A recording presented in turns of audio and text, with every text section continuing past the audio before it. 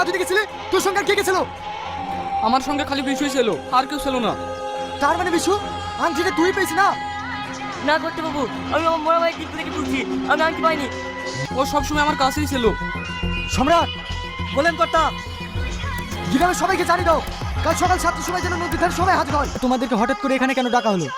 আমি আমার বউকে অনেক ভালোবাসতাম। সে 12 বছর আগে এই নদীর পানিতে ডুবে মারা যায়। তার স্মৃতি বলতে একটা আংটি ছিল। আমার মা খুবই অসুস্থ, আমি মায়ের জন্য একটু ওষুধ আনতে যাবো, আমাকে একটু ছেড়ে দেন না।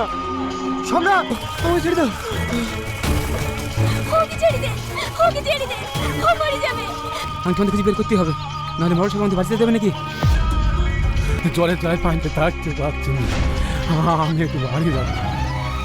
জ্বর এসছে, আগে বলবো তো। আসো আসো আসো, তুমি আমার বাপের মতো, যাকে আমি বেশি ঘৃণা করি। এত সুন্দর আন্টি, তুমি কোথায় পেলে?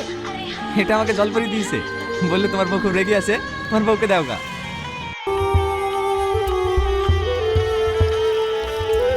কষ্ট হচ্ছে, আমি কোথায় মরে যাব?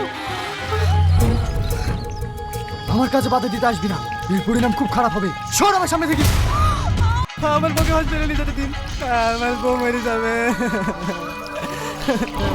না না, তোমার বউয়ের কিচ্ছু হবে না। সম্রাট, ডাক্তারের কাজটা করে দে তো। ঠিক আছে কর্তা।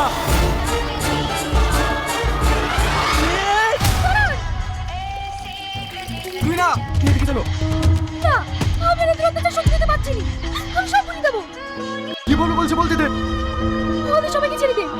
এই দেখেন আপনার আন্টি। এই তো আমার আংটি। তার মানে আংটি তোরা পেয়ে আমার সঙ্গে মজা করছিলি না? এই, এত দুজনে শেষ করে দে। এই খবরদার এদেরকে মারবেন না, এদের কোনো দোষ নাই, আমি আংটি ইচ্ছা করে ফেলেছি। তুই আংটি ফেলেছি তার মানে? এই বাড়িতে আমার পবিত্র মায়ের কোনো স্মৃতি থাকবে না, যাকে তুমি দিলে দিলে শেষ করে দিয়েছো।